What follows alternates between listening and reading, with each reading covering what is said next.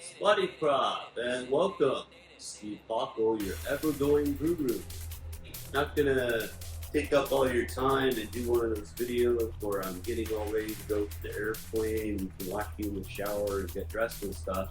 But I am gonna share with you one of these vacuum bags. So I've got any type of regular vacuum, got one of these vacuum bags. I've put both my pillow and my blankets inside the vacuum bag. Zip up the double Ziploc bag, make sure it's secure. Remove the suction cup.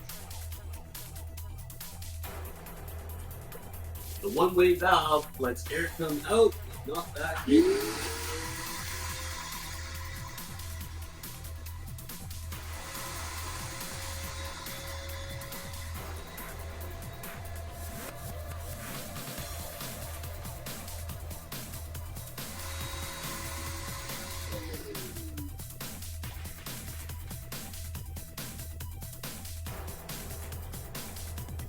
Cap back on.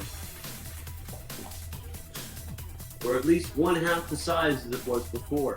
A lot easier for packing, and it'll keep it clean when it's inside that moon.